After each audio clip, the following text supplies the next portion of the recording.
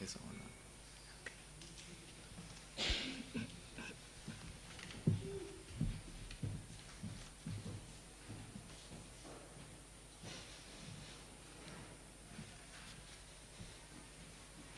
Good afternoon, my brothers and sisters in Christ.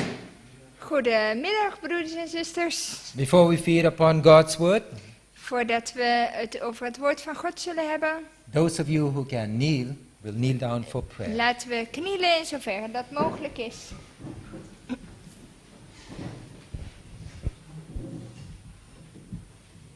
Our gracious and eternal Father, Onze genadige en eeuwige hemelse Vader, we thank you for preserving us to see this day. wij danken u dat u ons in leven heeft gehouden tot op deze dag. For you are the source of life, Want u bent de bron des levens. and we have to stay connected with thee. En het is belangrijk dat wij verbonden blijven met u. But because of sin, we Maar were vanwege separated. de zonde is er scheiding gekomen. But we thank Jesus Christ, who's our bridge builder. Maar wij danken u voor Jezus Christus die onze bruggenbouwer is. We know we're one day closer to the second coming of Jesus We Christ. weten dat we weer een dag dichter zijn bij de wederkomst van Christus. And we are to get ready to meet Jesus. En dat we ons moeten voorbereiden op uw komst. And I pray that the Holy Spirit will work in our hearts, Mocht de Heilige Geest in ons hart werken.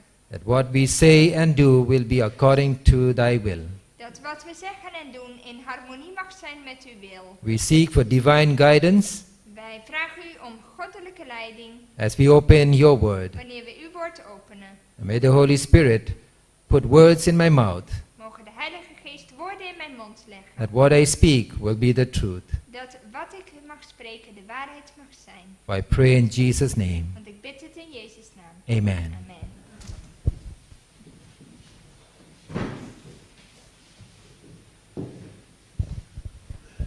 We're one day closer to the second coming of Jesus Christ. We zijn een dag dichter bij de wederkomst. We have to attain perfection in Christ, We moeten tot die volmaaktheid komen in Christus. not by our strength, Niet door kracht, but by the power of Jesus Christ. maar door de kracht van Christus. The Holy Spirit has to work in us. De Heilige Geest moet in ons hart werken. And so we have got a very important topic to talk about: We hebben een belangrijk thema om over te spreken. how to overcome sin. Hoe overwinnen we de zonde? How to overcome self-justification. Hoe kunnen we zelfrechtvaardiging overwinnen? You know, we like to justify. We willen onze eigen straat schoonpraten. We are not wrong. Nee, wij zijn niet verkeerd bezig. We are right. Wij hebben gelijk. And we tend to blame others. En we willen anderen de schuld liever We geven. tend to blame the situation. Of de situatie de schuld geven. But we forget to blame ourselves. Maar we vergeten met de vinger naar onszelf te wijzen. It is a struggle Het is een struggle for all of us, voor ons allemaal. including preachers. Ook wij als predikers. We are all struggling. We struggelen er allemaal mee. The greatest warfare is against self. Want de grootste strijd is tegen ons eigen ik. Steps to Christ, page 40 tells us. Zoals ook staat in de weg tot Christus. So this is the greatest warfare. Dit is de grootste strijd. So how to overcome? Hoe kunnen we dan overwinnen? We all want to be in heaven, Want we willen allemaal in de hemel zijn. but we should have no sin in us.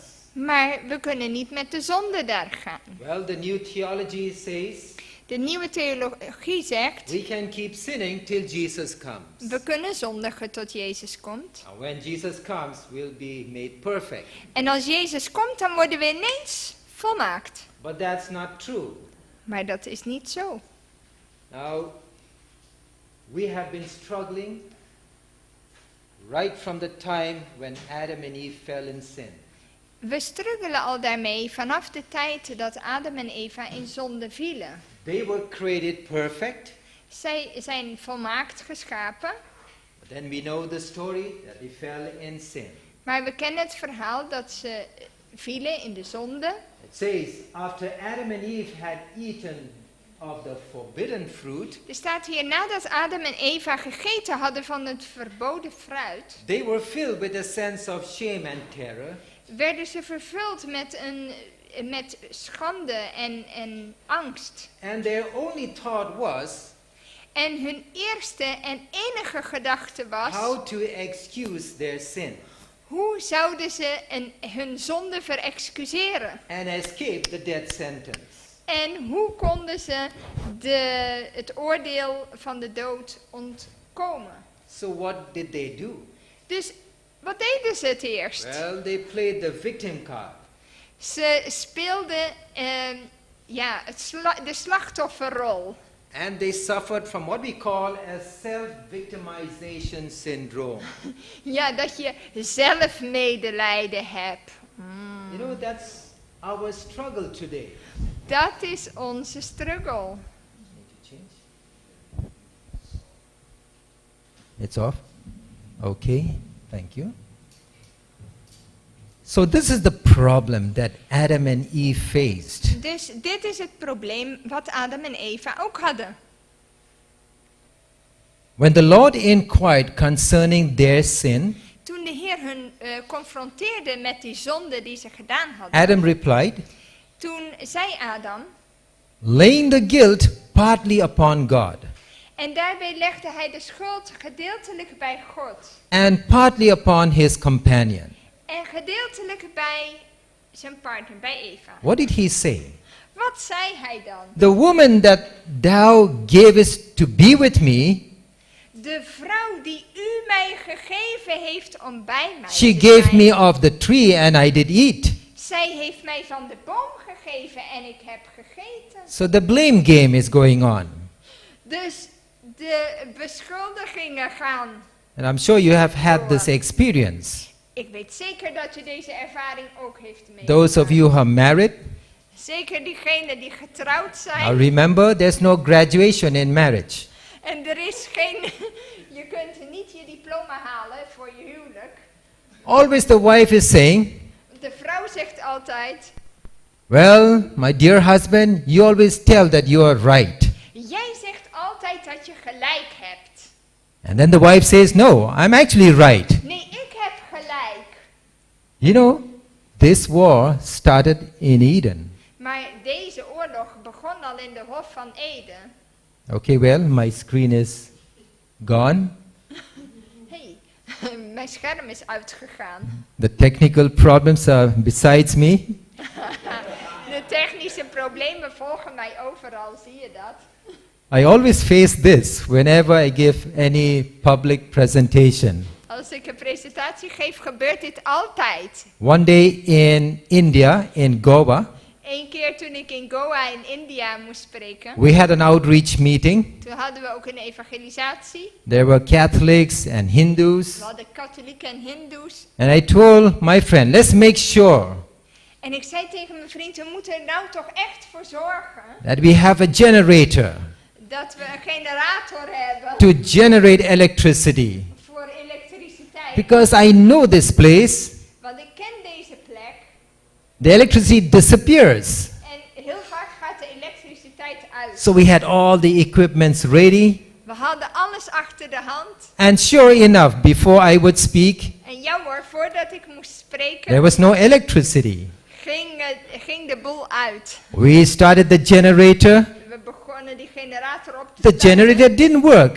maar die werkte niet. Nothing worked.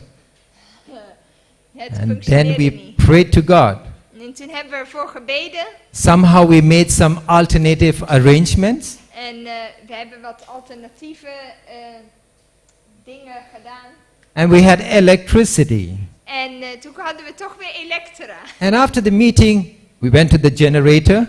En na de vergadering gingen we natuurlijk kijken wat er met die generator aan de We hand was. pressed that green button. En we drukten op de groene knop And instantly it worked. en het werkte ogenblikkelijk. You see how the devil is trying Zie je hoe dat to werkt? destroy God's word? Hoe de duivel Gods woord wil So here, lastigvallen. Adam is blaming partly God and partly his wife. Dus je ziet, Adam die geeft de schuld aan God en aan zijn vrouw. The woman put the blame upon the serpent, Maar de vrouw deed hetzelfde, want ze gaf de schuld aan de slang. saying, the serpent beguiled me and I did eat. Ja, de slang heeft me verleid en ik heb gegeten. And so now Eve blames God. En Eva die gaat ook God de schuld geven. If you didn't create the serpent, I would have not eaten. Ja, waarom heeft u die slang gemaakt? Als die er niet was geweest, dan had ik dit ook niet gedaan. Why did you create the serpent? Waarom heeft u de slang geschapen? Why did you allow him to come to the Garden of Eden? Waarom heb je toegelaten dat hij naar de Hof van Eden kon komen? How different are we from Eve today? Zijn we heel erg verschillend van Eva? Often we say, because of the environment, therefore I fell in sin. Ja, vanwege de omgeving, daarom ben ik in zonde gevallen. These were the questions implied in her excuse for her sin. Ja, dus deze vragen, die waren deel van haar smoes om te zondigen. The spirit of self-justification originated in the father of lies.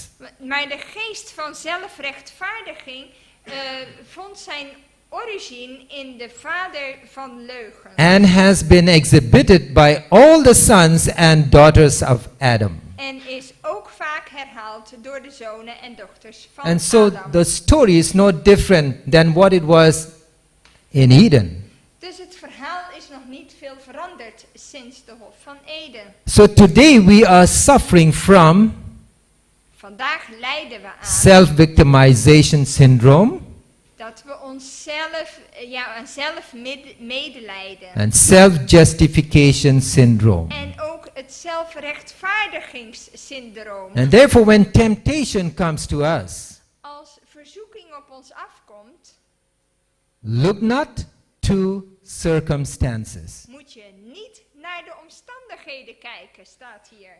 You know, we all want to make it to heaven. Want we willen toch allemaal naar de hemel gaan.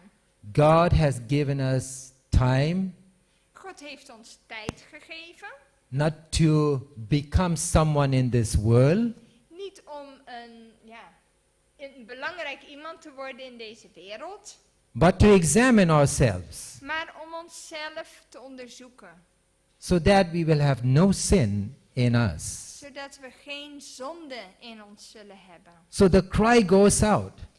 Dus we vragen het How volgende. am I to make the surrender of myself to God? Hoe kan ik mijzelf overgeven aan God? You know, we sing that hymn, I surrender all, I surrender all. Kennen jullie die hymn van alles geef ik over aan All God? to Jesus I surrender all. Alles geef ik over aan Christus. But the question is, are you making Jesus as your priority in life? Maar maak je Jezus tot je prioriteit in het leven? Are you driven by Christ today? Ja, is Hij je motivatie vandaag? Or is it the wealth and riches of this world that is driving you today? Of de rijkdommen van deze wereld? And so it says, you desire to give yourself to Him, Er staat, je wens jezelf aan Hem te geven, but you are weak in moral power, maar je bent zwak in morele kracht. in slavery to doubt, Je bent een slaaf van de twijfel. and controlled by the habits of your life of sin. En je wordt beheerst door de gewoonte van je leven van zonde. Now remember, our carnal nature is stronger than the spiritual. Onze vleeselijke natuur is sterker dan de geestelijke The natuur. tendency to do evil is greater. De neiging om kwaad te doen is groter. If it was the other way around, Als het tegenovergestelde was, that the spiritual is greater than the carnal, dat de geestelijke natuur sterker is dan de vleeselijke natuur, then we don't need Jesus Christ. dan hebben we Jezus niet meer nodig. You need to read Romans chapter 7. Dat vinden we in Romeinen 7. That says, the things that you are ought to do, you don't do. De dingen die ik zou moeten doen, zegt Paulus, daar doe ik niet. The things that you are not to do, you do. En de dingen die ik niet moet doen, die doe ik. And so as you come down to verse 15, En als je verder gaat naar vers 15, it says, we are serving the law of sin. dan staat er dat wij de wet der zonde gehoorzamen. Is Romeinen 7. And who can help us? En wie kan ons helpen? Only Jesus Christ. Alleen Christus. And that's why Jesus Christ came to this world, En daarom kwam hij naar deze wereld. to set an example to us all. Om ons een voorbeeld na te laten. So we need to get ready. Dus we moeten ons voorbereiden. We need to put our visa in order, Ons visum in orde maken. because Jesus is coming. Want Jezus komt. No latecomers. En we kunnen geen laatkomers hebben. Everyone has to be in time when Jesus comes. Iedereen moet op tijd zijn wanneer Jezus komt. We cannot miss this flight. Deze vlucht mogen we niet missen. You may miss the earthly flight and catch another flight. Je kunt aardse vluchten missen en daarna weer een nieuwe nemen. But if you miss this heavenly flight, Maar als je deze vlucht mist, there is no second dan chance. heb je geen tweede kans. God in His love God in zijn liefde has given us enough time. heeft ons voldoende tijd We gegeven. are living on borrowed time. We leven al in geleende tijd. So we have to make sure that we are ready. We moeten zorgen dat we klaar zijn. Because time is short. De tijd is kort. If you go to Revelation chapter 7, In Openbaring 7 vers 1. here John the Revelator saw Hier is Johannes van de Openbaring en hij zag 4 angels standing on the 4 corners of the earth 4 engelen op de 4 hoeken van de aarde. and holding the winds of strife. En ze hielden de 4 winden van de aarde tegen van, ja, de 4 winden van strijd. So God is in control of this world. Dus God heeft de controle in deze wereld. Because Satan is a destroyer. Want Satan wil vernietigen. And Satan wants to destroy you and me. En hij wil ook u en mij vernietigen. Satan wants us to die in sin. Hij zou willen dat wij sterven in onze zonde. So here the 4 angels are holding the winds of strife. Dus hier houden de 4 engelen die 4 winden nog tegen. And in verse 2 it says Vers 2. that John sees another angel Hier ziet Johannes nog een andere engel. coming from the east, Opkomen van waar de zon opgaat. having the seal of the living God. Ofwel vanuit het oosten, zegt het Engels, met het zegel van de levende God. And this angel cried out, En hij riep met luide stem. hurt not the earth Ja, breng de aarde en de zee geen schade toe. and the sea. And verse 3 says, En vers 3 zegt. till we have sealed the servants of our God in their Tot foreheads. wij de dienaren van onze God aan hun voorhoofd verzegeld hebben. It's not a literal seal, Het is geen letterlijk zegel, but we need to have the character of Jesus Christ. maar we moeten het karakter van Christus hebben. And then it says in verse 4, En vers 4 zegt. and I heard the number of them which were sealed, En ik hoorde het aantal van hen die verzegeld waren. and there were sealed 144,000. 144.000 waren er verzegeld uit alle stammen van de Israëlieten. These are the living saints on this earth Dat zijn de levende heiligen op deze wereld. who do not experience the first death. Die de eerste dood niet zullen meemaken. Neither will they experience the second death. En ook niet de tweede dood. And we should strive to be amongst the 144,000. We moeten er naar streven om deel te zijn van deze 144. I want to see the fulfillment of prophecies as the great controversy comes to a close. Ik wil graag de vervulling van deze profetieën zijn naarmate ze tot hun eind Aren't komen. we so fortunate to see how the controversy closes? Zijn wij niet heel erg gelukkig dat wij al deze ontwikkelingen nog mogen meemaken en mogen zien? But we need to be ready. Maar we moeten klaar zijn. We need to get ready quickly.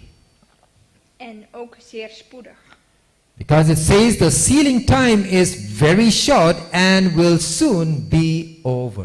Want er staat hier, de verzegelingstijd is erg kort en zal spoedig voorbij zijn. So time is short. De tijd is kort. Now it's saying the sealing time. Het is nu de verzegelingstijd. What is the sealing time? En wat is die verzegelingstijd? It's the work of Jesus Christ in the most holy Het place. is het werk van Christus in het allerheiligste.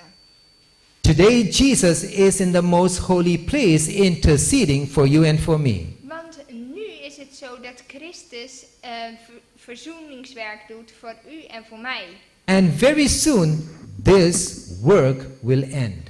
En dit werk zal eindigen. When Jesus will throw down the censer Als Christus het wierookvat naar beneden and gooit say, he that is unjust, en zegt hij diegene die vuil is, let him be unjust still. laat hij nog steeds vuil of onrechtvaardig zijn. He which is filthy, let him be filthy still. Ja, dus hij die onrechtvaardig is, laat hem nog onrechtvaardig And zijn. he that is righteous, let him be righteous still. En hij die rechtvaardig is, laat hem nog steeds rechtvaardig zijn. And he that is holy, let him be holy still. En hij die heilig is, zal nog steeds heilig zijn. Today we have a life and death message. Vandaag hebben we een boodschap op leven en dood. We may know all about prophecies. We mogen al onze profetieën kennen We may know about the truth. over de waarheid. We may know about the doctrines. We mogen de leerstellingen kennen. But if you do not apply truth in your life, it's of no use. Maar als je de waarheid niet toepast in je leven, wat heeft het dan voor zin? So here it says the sealing time is very short De verzegelingstijd is erg kort and will soon be over. en zal spoedig voorbij zijn. Now this takes me to the creation week. Het brengt me terug naar Genesis 1, naar de schepping. Based on creation, Gebaseerd op de schepping, Christ worked for 6 days Christus werkte 6 dagen and rested on the 7th day. en hij rustte op de 7e. Now 6 days of creation points us to 6,000 years in the plan of salvation. 6 dagen in de schepping wijst ons op 6000 jaar in het reddingsplan. If you go to 2 Peter chapter 3 verse 3 to 8. Als we gaan naar 2 Petrus 3 vers 3 tot 8. And let's read from verse 3. 2 Petrus 3 vers 3. It says, in the last days, scoffers, walking after their own flesh, lust, Dit moet u allereerst weten, dat er in het laatste der dagen spotters zullen komen, die Will- naar hun eigen begeerte zullen wandelen. will ridicule God's people. Ja, dus ze zullen Gods volk bespotten Where is the promise of his coming? en zeggen, waar is de belofte van zijn For komst? since the fathers fell asleep, Want vanaf de dag dat de vaderen ontslapen all zijn, things continue as they were from the beginning of what? The creation. blijven alle dingen zoals vanaf het begin van de schepping, staat hier. Now let's go to verse 8. En vers 8, It says, but beloved, be not ignorant of this one thing, maar laat vooral dit u niet ontgaan, geliefden, that one day is with the Lord as 1,000 years, dat één dag bij de Heere is als 1000 jaar and 1,000 years as one day. en 1000 jaar als één dag. So now, when you look at these two dates, Als we kijken naar deze 2 data, the baptism of Jesus Christ and the crucifixion, de doop van Jezus en zijn kruisiging, both the dates are the fulfillment of 4,000 years. beide zijn in de vervulling van 4000 jaar. When did it begin? Wanneer begon dat? The day that Adam ate the fruit. Toen Adam van de vrucht at. Now, I just want to show you how much time we have. Ik laat jullie zien hoe het met de tijd ongeveer Now, if you zit. go to the Desire of Ages, page 117, Als we de Wens der Eeuwen lezen, bladzij 117 in het Engels. Christ was to redeem Adam's failure. Christus moest waar Adam gefaald had, verlossen. But remember, when Adam was tempted, Maar toen Adam verzocht werd, none of the effects of sin were upon him. had hij nog met geen van de effecten van de zonde te maken. He stood in the strength of perfect manhood. Hij had nog de kracht van zijn perfecte mannelijkheid. Possessing the full vigor of mind and body. En hij had nog steeds de volledige fitheid, zo zouden we zeggen, van lichaam en geest. And he was surrounded with the glories of Eden. Hij was nog steeds omgeven van de heerlijkheden van Eden. Okay, it's back. Now it says here, it was not thus with Jesus when he entered the wilderness to cope with Satan. Maar in deze situatie was niet Jezus toen hij in de woestijn ging om met Satan de strijd aan te binden. Remember when Jesus was baptized, Toen Jezus gedoopt he werd, was anointed for the ministry. werd hij gezalfd voor het zendingswerk wat hij ging doen. And then Jesus went to the wilderness. En toen daarna ging Jezus naar de woestijn. Now it says, for 4,000 years the race had been decreasing in physical strength. En hier zegt Zuster White, 4000 jaar was de mensheid verminderd in lichamelijke kracht, So- achteruit gegaan. So here we have the 4,000 years. Hier hebben we de 4000 jaar. Next, when you talk about Calvary, Als je het hebt over Golgotha, it says, it ended that system of offering which for 4,000 years had pointed forward to the Lamb of God. ook hier staat op Golgotha eindigde het offerstelsel die 4000 jaar lang vooruit gewezen had op het lam van God. And so when you do the mathematics, Dus als we het bij elkaar tellen, we are very close or at 6,000 years. zijn we heel dicht bij 6000 jaar. And therefore, the pen of inspiration is saying the sealing time is very short and will soon be over. Daarom staat er, de verzegelingstijd is erg kort en zal spoedig voorbij zijn. Now, what does sealing of God's people mean? Wat betekent dat, de verzegeling van Gods volk? It is victory over sin. Het heeft te maken met overwinning over de zonde. As we see in 2 Timothy chapter 2 verse 19. Zoals we zien in 2 Timotheus 2 vers 19. Nevertheless, the foundation of God standeth sure, having the seal, the Lord knoweth them that are his, and let everyone that nameth the name of Christ do what? Depart from iniquity. 2 Timothy 2:19. Toch blijft het vaste fundament van God staan met dit zegel. De Heere kent wie van hem zijn en ieder die de naam van Christus noemt, moet zich verhouden van de ongerechtigheid. We cannot enter heaven if we transgress God's law. Wij kunnen de hemel niet binnengaan wanneer we Gods wet overtreden. With one sin in our heart, we cannot enter heaven. Met één zonde in ons hart kunnen we de hemel niet ingaan. Because 1 John chapter 3 verse 4 says, whosoever committed sin transgresseth also the law. Ja, want 1 Johannes 3 vers 4 zegt, degene die de zonde doet, overtreedt ook de wet. For sin is the transgression of the law. Want zonde is de overtreding van de wet. And therefore we cannot be sealed. Daarom kunnen we niet verzegeld worden, We need to find joy in Jesus Christ. tenzij we onze vreugde vinden in Christus. We need to find joy when we come to church. Zijn we blij als we naar de gemeente kunnen You gaan? may be a Sabbath keeper. Je mag misschien Sabbat vieren. You may attend church every Sabbath. En iedere Sabbat naar de kerk gaan. but you may not receive the seal of God en toch het zegel van God missen. if you have sin in your heart. Als je zonde in je hart hebt. And that's the reason we need to find joy in Jesus Christ. Daarom is het heel belangrijk dat we die vreugde vinden in Christus. You need to find joy in your plant-based diet when you partake it. Vreugde in ons plantaardig dieet. You need to find joy in the way you dress modestly.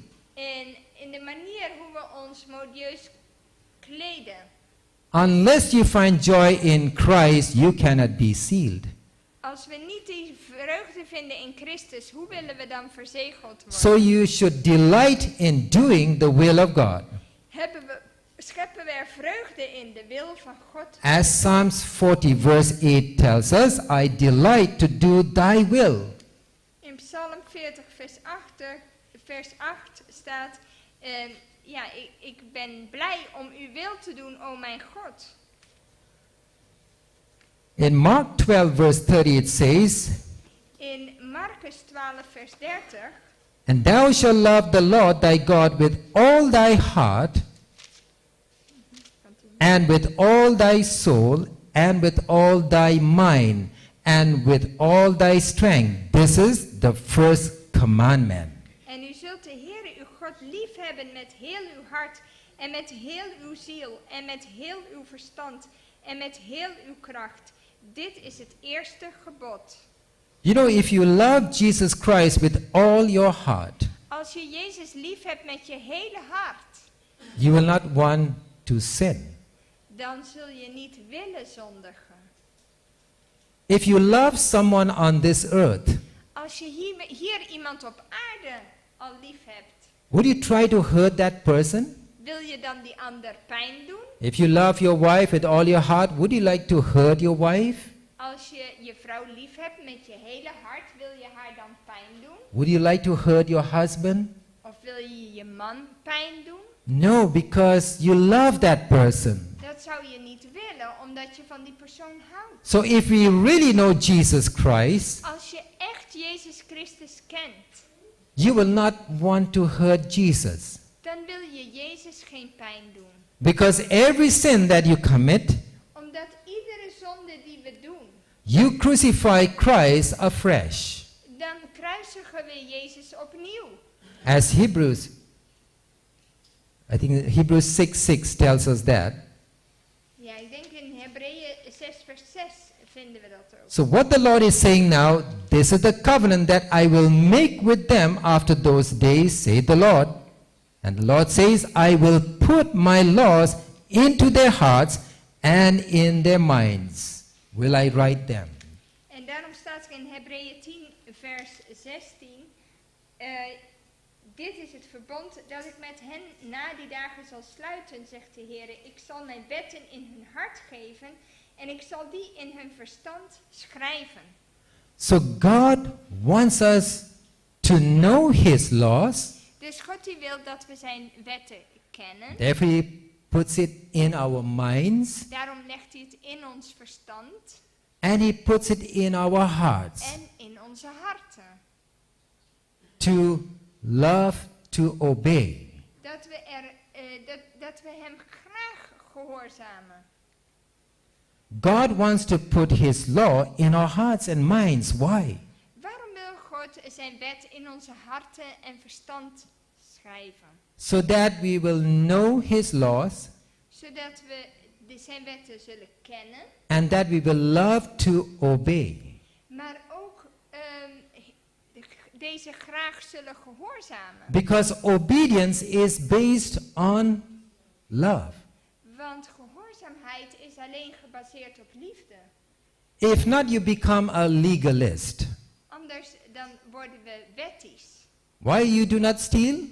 Waarom stil je niet? Because the Ten Commandments tells us. Omdat het in de 10 geboden staat. That's true, but the law has to be written in your hearts. Dat is wel waar, maar die geboden moeten in ons hart geschreven zijn.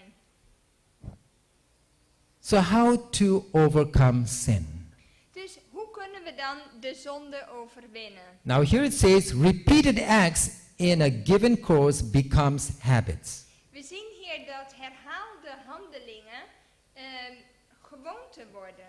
When does sin begin? Waar begint de zonde? Where does it begin? Waar? In our thoughts. In onze gedachten, niet? So if you have evil thoughts, Dus als je boze gedachten hebt, you will have what? wat zul je dan ook hebben? Evil feelings. Dan zul je ook boze gevoelens hebben. So we need to have good thoughts Dus we moeten beginnen met goede gedachten in order to have good feelings. om goede gevoelens te hebben. And good feelings will be put into action. En goede gevoelens worden ook goede daden. And actions, repeated, becomes habits. En handelingen die je steeds weer opnieuw doet, worden een gewoonte. And habits defines your character. En gewoonten maken je karakter. And character will decide your destiny. En je karakter beslist je lot. It's very simple. Het is zo simpel. And therefore we sing that song, "Oh little feet, be careful where you walk." Ja, en daarom hebben we een liedje bij de kinderen. Pas op, kleine voeten waar je gaat. "Oh little hands, what you do."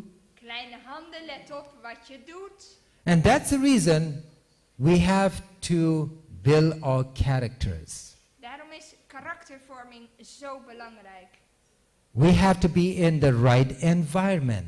We moeten in de juiste omgeving zijn. We have to be out in nature.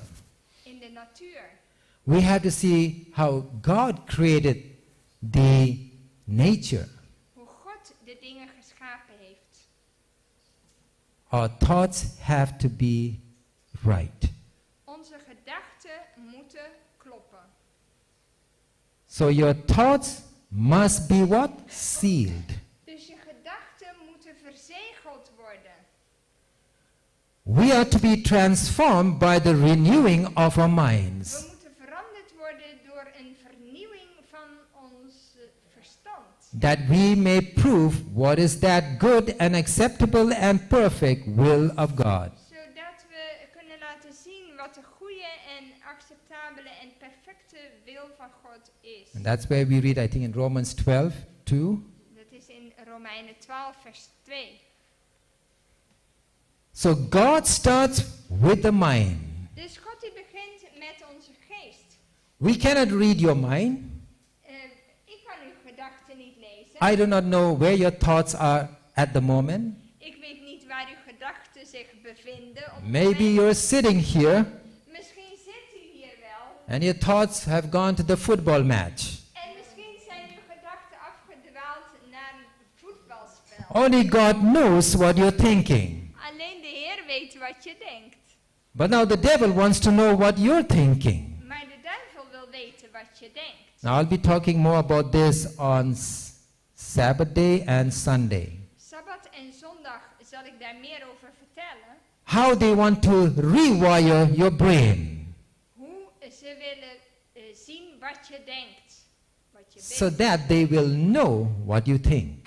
Ja, ze willen je gedachten kennen. Hè? Ja. And to manipulate your brain. En je hersenen manipuleren. I'm sure all of you must have heard about the Neuralink, Misschien hebben jullie al gehoord van de Neuralink. Elon Musk's project. Het project van Elon Musk. That is because we have to compete with AI. Dat is omdat we ons moeten matchen met AI. Because if I should ask you 999 into 999, how much? Want als ik u zo een moeilijke som opgeef, kun je dat in één klap oplossen. Well, we need our calculators. Dan hebben we al een rekenmachientje nodig. But AI does this in a fraction of a second. Maar AI kan dat in een fractie van een seconde. And so Elon Musk wants to put a chip in your brain. En daarom wil Elon Musk een chip in uw hersenen zetten. And once it is in your brain, En wanneer deze chip in je hersenen zit, you become a hackable human being. dan The devil wants your mind, De duivel wil onze geest, so that we will not serve God, but we will serve the devil. zodat we niet God zullen dienen, maar de duivel. So now, what type of Christian should we be? Dus wat voor type christen moeten we nou zijn? We have to be consistent Christians. Ja, hele stabiele christenen. You know, on Sabbath, we are really good Seventh-day Adventists. Op Sabbat zijn we hele goede adventisten. We dress nicely. We kleden ons netjes. Our conversation is so holy. Onze gesprekken zijn zo heilig. Our gestures is holy. Onze blikken zijn allemaal heilig. But when the sun sets in the west, Maar als de zon onder is, immediately the TV remote comes out. dan pakken we de afstandsbediening voor de Check. tv. What is the score? Wat is de score? What is the news? Wat is het nieuws? You're back to your old life. En je bent terug in je oude leven. Who are you fooling? Wie hou je voor de gek? Are you fooling God or are you fooling yourself? God of jezelf? So the question is how to be consistent. Hoe kunnen we stabiel zijn? Now I'm sure all of us here are Seventh-day Adventists, Ik denk, we zijn allemaal adventisten hier. but we are to be 7 days Adventists. Maar we moeten 7 dagen adventisten zijn. Means throughout the week as 7 days Adventists, Dus 7 dagen lang moeten we and not adventist zijn. as seventh-day Adventists, only on the Sabbath. En niet alleen maar een 7e dag adventist. So throughout the week, you have to be consistent. Dus ook tijdens de week moeten we stabiel zijn. So the question is, how to be consistent. Dus hoe zijn we stabiel? To be consistent, we have to be motivated. Om dat te kunnen zijn, moeten we gemotiveerd zijn. That is, you need to have joy in holiness. Dat betekent dat je vreugde vindt in heiligheid. You must have joy in obedience. Dat je vreugde, behagen schept in gehoorzaamheid. Then you can have joy in Jesus Christ. Dan kunnen we ook vreugde hebben in Jezus Christus. Now I see a few of you taking notes. Ik zie dat een aantal notities. Well, let me maken. tell you this. You can have my PowerPoints. Maar als u wilt, dan Ja. kunt u ook mijn presentatie. No copyrights. Geen copyright, oké? Everything is free. Alles is gratis. So you can have them, but you cannot change them. Je kunt ze gebruiken, je kunt ze niet aanpassen, maar je kunt ze... It will be a read-only file. Ja, dus alleen lezen. So you can do your study, Dus je kunt je studie doen. and remember, this has to be a movement. Dit moet een beweging zijn. I present you the truth. Ik presenteer u deze waarheden. Study for yourself. Studeert u het voor uzelf. Have an experience with the Lord, Ervaar het zelf met de Heer. and share it to someone. En deel het met iemand. So Hebrews 6:6 tells us Hebreeën 6 vers 6 that zegt each time you sin, dat iedere keer dat we zondigen, you crucify Jesus Christ afresh dat we de Zoon van God opnieuw kruisigen and put him to an open shame. en openlijk te schande maken. Now I know we are looking for the second coming of Jesus Christ Ik weet dat we uitkijken naar de wederkomst van Christus. because this world has nothing to offer us. Want deze wereld heeft werkelijk niets te bieden. We have troubles in this world. We hebben veel problematiek in deze We wereld. have trials in this world. Er zijn beproevingen.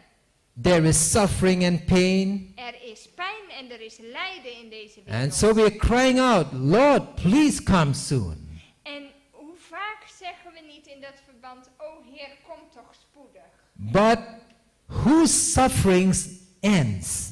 Maar wiens lijden eindigt? Is it yours or Jesus Christ's suffering? Is het jouw lijden of het lijden van Christus? Wow, okay. So, when Jesus comes, whose sufferings ends? Als Jezus komt... Hè? Well, Wat zeg je? Van mij? Nee, bij mij is aan hier.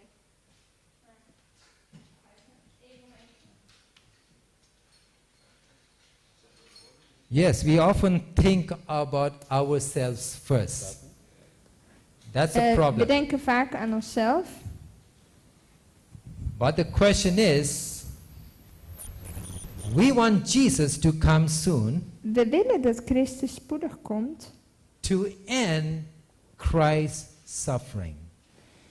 om een einde te maken aan het lijden van Christus. If you look at this quotation, Als je kijkt naar dit citaat, few give thought to the suffering that sin has caused our Creator.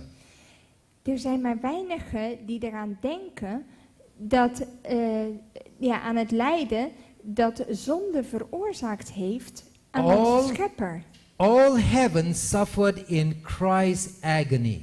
De hele hemel heeft geleden onder het lijden van Christus. But that suffering did not begin or end with his manifestation in humanity. Maar er staat hier dat dat lijden niet begon of eindigde met zijn manifestatie als mens. Remember when Adam sinned, Toen Adam zondigde, Christ was suffering. leed Christus. It is not when he came to this world in human flesh. Niet alleen toen hij als mens hier kwam.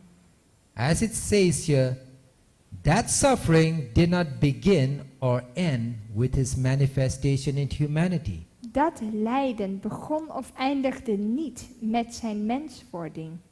Sin hurts Jesus Christ. Zonde doet hem pijn. And so when Jesus comes En daarom wanneer Jezus komt and everyone is sealed en iedereen verzegeld is for eternity, voor eeuwig and there's no more sin, en er geen zonde meer is, the suffering of Christ ends. dan zal het lijden van Christus tot een eind komen. And sin shall not arise again. En de zonde zal niet weer opkomen. And therefore, we need to stop sinning. Daarom moeten we ophouden met de zonde. Remember, obedience is based on love. Gehoorzaamheid is namelijk gebaseerd op liefde.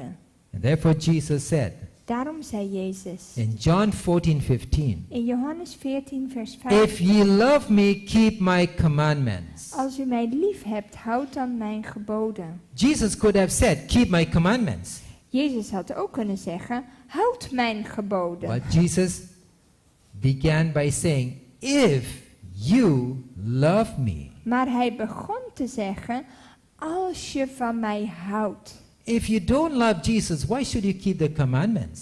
Als je niet van Jezus houdt, waarom zou je zijn geboden dan houden? Most don't love Jesus, De meesten houden niet van Jezus. yet they keep the commandments partly En ze houden gedeeltelijk de geboden, because they are scared of the consequences. omdat ze bang zijn voor de resultaten, voor de consequenties. When you go to the supermarket, Als je namelijk naar de supermarkt gaat, you don't steal. dan ga je niet stelen. Why you don't steal? Waarom niet? You're scared of the policeman and the CCTV. Je bent bang voor de geheime camera's en voor de politie die You're achter je not aankomen. thinking that Jesus is watching you. Hoeveel denken eraan? Jezus ziet mij. You know, when you look at the political leaders, Als je kijkt naar de politieke leiders, they want to make their country a safer place. zij willen hun land veiliger maken. How to combat crime? Hoe gaan ze om met criminaliteit? Well, put CCTVs. Weet je wat? We hangen nog meer beveiligingscamera's. Now in India we have drone CCTVs. Wij hebben intussen al drones als so Ja. they can track. tv, zodat iedereen kunnen zien. But there is no change in that person's heart to not steal. Maar er is geen verandering van hart om niet te stelen. But if you know Jesus, Maar als je Jezus kent and if you love Jesus with all your heart, en je hem lief hebt met heel je a hart, miracle can take place in you. kan er een wonder in u plaatsvinden. You begin to love Jesus. Je begint Jezus lief te hebben van You binnenuit. begin to bear the fruits of the Spirit. Je begint de vruchten van de geest te dragen. And eventually you begin to love your enemies. Je begint zelfs je vijanden lief te hebben. And therefore Jesus could say when he was dying, En daarom kon Jezus zeggen toen hij stierf: Father, forgive them, for they know not what they do. Vader, vergeef hen, want ze weten niet wat ze doen. Can we say that when the time of persecution comes? Kunnen wij dat zeggen als er vervolging over ons losbarst? Can you say that when your church member betrays you?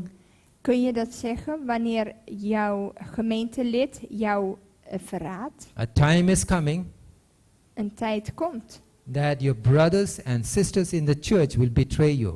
dat je broeders en zusters in de kerk je zullen verraden. Your parents will betray you. Je ouders zullen je verraden. Your brothers will betray you. Je broers, Your sisters will betray you. je zussen. Are we prepared to meet that time?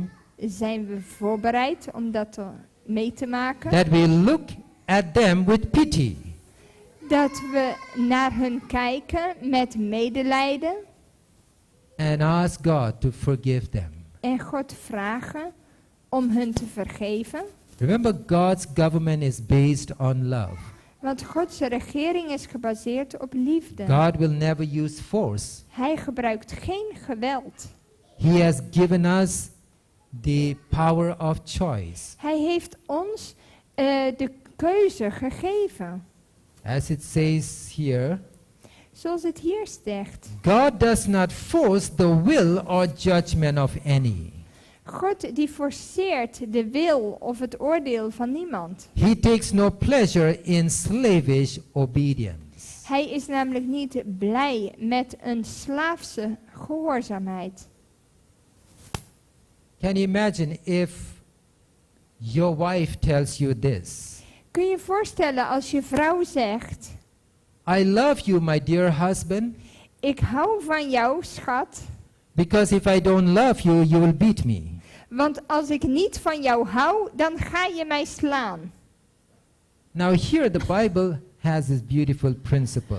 De Bijbel heeft een prachtig principe. There is no fear in love, Er is in de liefde geen vrees. but perfect love casteth out fear. Maar perfecte liefde gooit de vrees eruit. And he that feareth is not made perfect in love. Want degene die bang is niet perfect geworden in de liefde.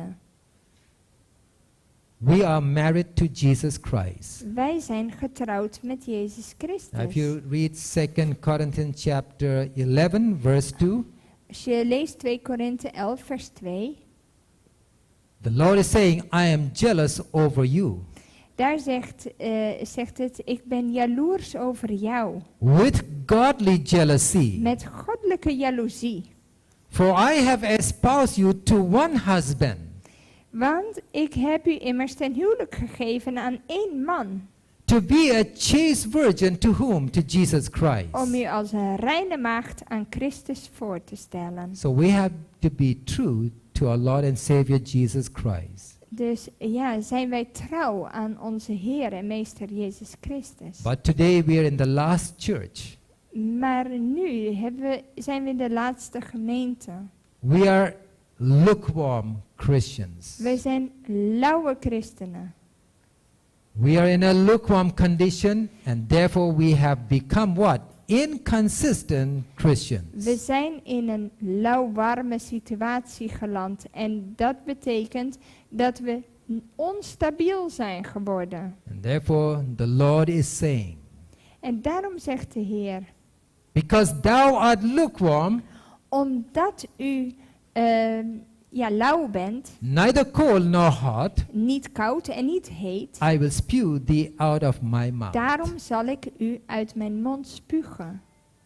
So what is the problem? Wat is het probleem? Because we do not make an effort to overcome the lack of motivation. Ja, we doen geen moeite om het gebrek aan motivatie te overwinnen. So the question is, what is motivating you today in this world? Wat motiveert u in deze wereld vandaag? Is it your work? Uw werk, Is it money? geld, Is it pleasure? plezier, Is it power? macht Or is it Jesus Christ? of Jezus? So a small effort by God's grace will do what? Will create that momentum. Ja, een kleine moeite door Gods genade zal momentum scheppen. And that momentum will lead to what? Motivation. Dat zal ons leiden tot meer motivatie. So you have to get started not by your power but by God's grace. Dus door Gods genade kunnen we dat begin hebben. And that motivation will lead to consistency. En die motivatie zal ons leiden om stabiele christenen te worden. You know, magic will not just happen. Want we hebben niet zomaar magisch iets wat gebeurt. Many are just praying and asking the Lord to change them. Velen bidden gewoon, Heer, verander mij. You have to make an effort. Maar we moeten zelf daar ook moeite voor doen. As it says in 2 Corinthians chapter 12 verse 9. Zoals staat in 2 Korintiërs 12 vers 9. My grace is sufficient for thee. Mijn genade is voor u genoeg. For my strength is made perfect in weakness. Want mijn kracht wordt in zwakheid volbracht. And then it says, therefore will I rather glory in my infirmities, Daarom zal ik veel liever roemen in mijn zwakheden, that the power of Christ may rest upon me. opdat de kracht van Christus in mij komt wonen. Now because of sin, many are facing health challenges. Vanwege de zonde zijn er ook velen die lijden in hun gezondheid. You try to do your best, Je probeert je best te doen. yet you have challenges. En toch heb je uitdagingen. I know some people who have been following a healthy lifestyle, Ik ken mensen die een gezonde leefstijl but they volgen ended up as a cancer patient. en toch een kankerpatiënt zijn geworden. Why? Because of stress. Waarom? Vanwege stress. So here the Lord is telling us, En daarom zegt de Heer ons, whatever condition you are, in wat voor toestand u bent, you need to glorify God. verheerlijk God. Because in verse 10 it says, therefore I take pleasure in infirmities, En zegt, ik schep behagen in zwakheid, in reproaches, in noden, in necessities, in smadelijke behandelingen, in persecutions, in vervolgingen, in distresses. in benauwdheden, For whose sake? For Christ's sake. om Christus wil. For when I am weak, then am I strong. Want wanneer ik zwak ben, dan ben ik machtig. So we have no excuse Dus we hebben geen excuus to say, well, I am a victim. om te zeggen, ik ben slachtoffer. You cannot justify what you do. Je kunt niet rechtvaardigen wat je doet. You need that power from God. Die kracht heb je van God nodig. So make some effort. Dus doe enige moeite. These precious treasures will not drop upon us without some exertion on our part. Deze kostbare schatten zullen niet zomaar op ons vallen zonder dat we er zelf ook enige moeite So voor if you doen. want to overcome sin, Dus als je zonde wilt overwinnen, make some effort. Doe moeite. God will give you that grace. God zal je die genade schenken. And therefore, it is not truth that we need to hear, Het is niet alleen waarheid die we moeten horen, but it is how to apply that truth. maar ook hoe we het moeten toepassen. So there are 3 important reasons to be a consistent Christian. 3 belangrijke redenen om een stabiele christen te zijn. You need to love Jesus with all your heart, We moeten dus Jezus liefhebben met ons hele hart, so that you stop sinning. zodat we stoppen te zondigen. Because every departure from the right, Want iedere afwijking van het recht, every deed of cruelty, iedere daad van gruwelijkheid, every failure of humanity ieder falen van de mensheid to reach his ideal, om zijn ideaal te bereiken, does what? Brings grief to him. doet hem verdriet. So each time you want to do a wrong act, Dus als je iets verkeerds wil doen, you need to think of Jesus. moet je aan Jezus denken. What would Jesus do? Wat zou Jezus doen? Would Jesus retaliate? Zou Jezus terug doen? Will Jesus do this tit for tat? Zou hij wraak nemen? We have to always put Jesus in front of us. We moeten altijd Jezus voor ogen hebben. And then you can get victory over sin. En dan kun je ook overwinning halen over de zonde. Next, all true obedience should come from the heart. Alle ware gehoorzaamheid komt uit het hart. The will, refined and sanctified, will find its highest delight in doing his service. De wil die verfijnd en geheiligd is, zal zijn grootste vreugde vinden in het doen van zijn wil, zijn And dienst. when you know God, Wanneer je God echt kent, it will be a life of continual obedience. zal het een leven worden van voortdurende gehoorzaamheid. And sin will become hateful to us. En zonde zal hatelijk worden in onze ogen. Today we are petting sin. Vandaag is het meer dat we de zonde strelen. Today we are procrastinating and saying, well, Lord, tomorrow I'll be a better person. We stellen uit en zeggen, Heer, vanaf morgen zal ik een betere persoon zijn. You should begin right now Nee, u moet nu beginnen to overcome sin. om zonde te overwinnen. And then duty becomes what? A delight. En dan wordt de plicht een vreugde. And sacrifice a pleasure. En offergezindheid wordt een plezier. We have to hide self behind Jesus. Ons eigen ik moet zich verschuilen achter Remember, Christus. our carnal nature is greater than the spiritual. Want onze vleeselijke natuur is groter dan de geestelijke. You just need a small wrong act.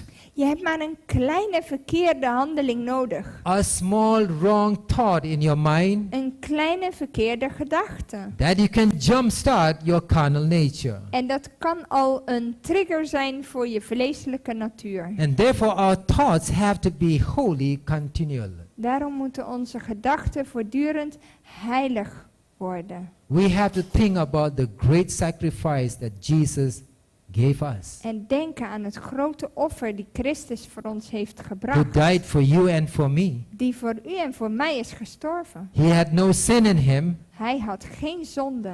but he became our sin bearer. Maar hij droeg de zonde voor ons. So what's the conclusion? Dus de conclusie. Let us not strive to appear as good Christians in the sight of man, but rather in the sight of God.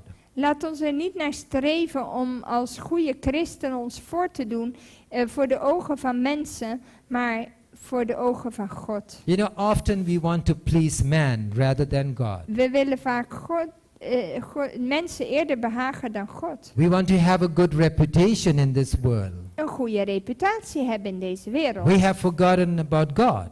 We zijn God vergeten. Many suppose that appearance and style and pretense are to do a great work in reaching the higher classes, but this is an error. Ja, velen denken dat hoe ze eruit zijn en de stijl, de manier hoe ze gebruiken en hoe ze zich voordoen, dat dat iets zou uitwerken om de hogere klasse te bereiken. Maar dat is een dwaling. Appearance has much to do with the impressions made upon minds. Ja, de schijn heeft veel te doen met de indrukken die gemaakt worden op de geest. But the appearance must be after a godly sort. Maar dat moet wel van de goddelijke soort zijn. Want anders dan werkt het niks uit. And so we must be bound up with whom? With God and heaven.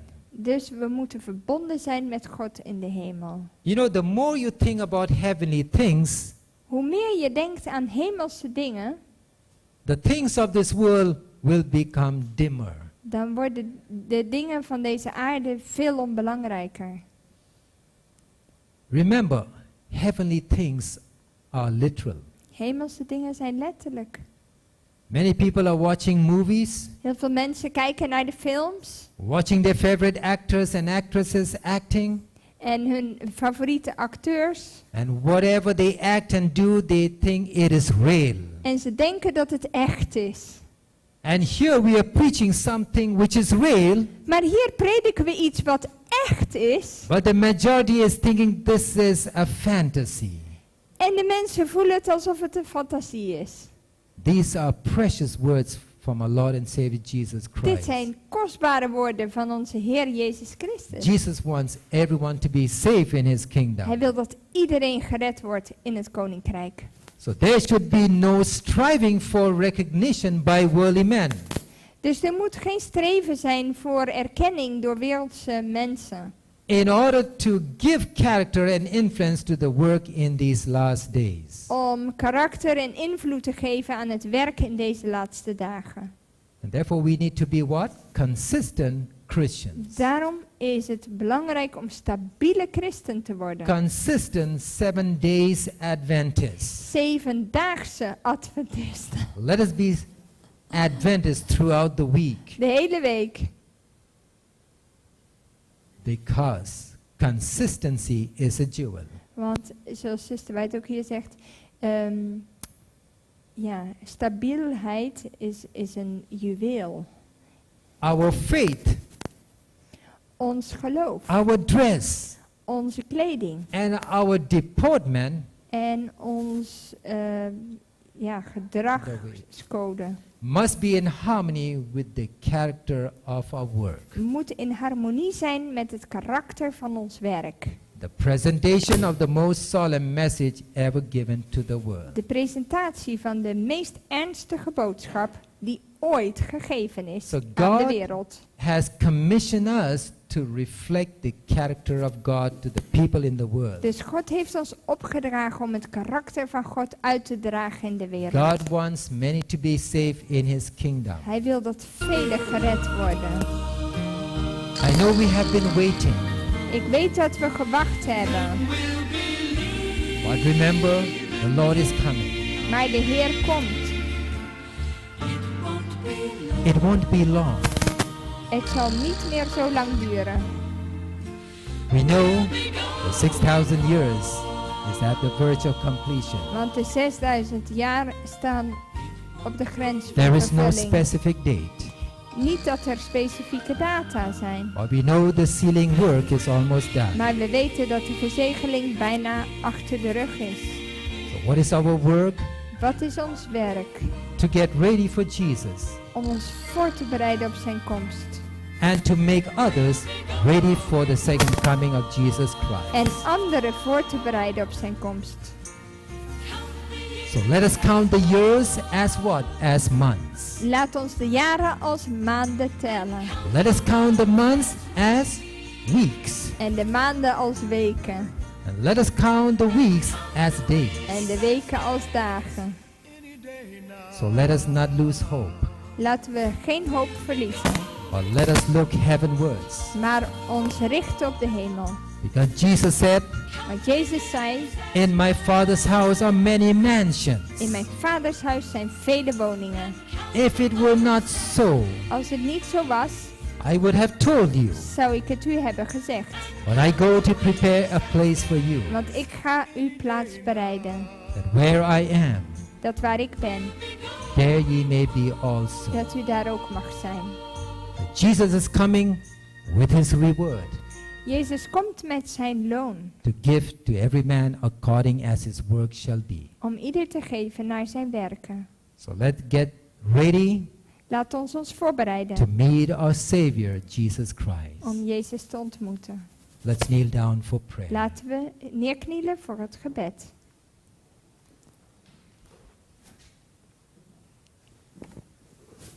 Our gracious and eternal Father, Onze genadige en eeuwige Vader, thank you for the broad love you have given to us. dank u voor zo'n grote liefde die u ons heeft gegeven. You have loved us first. U heeft ons eerst lief gehad Therefore we love you, Lord. en daarom houden we van u.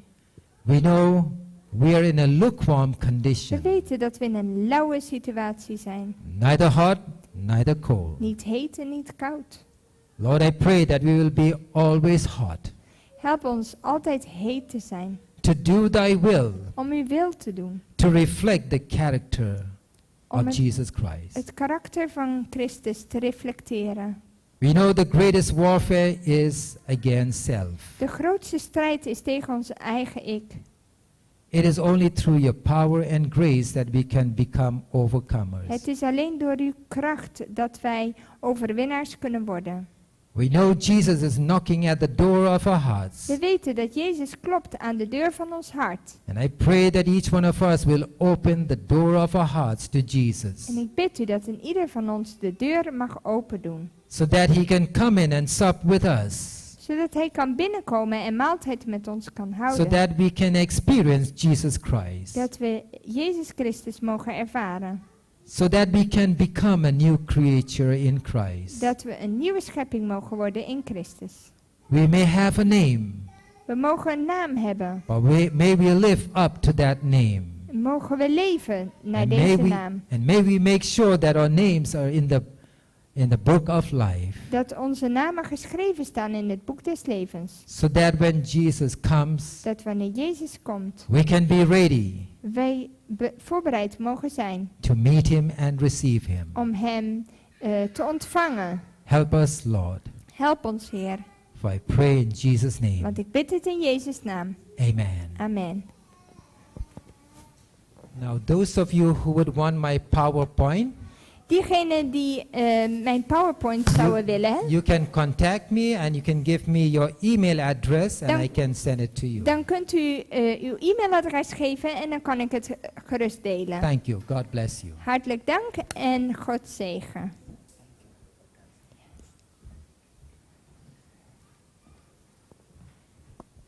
Amen. Amen.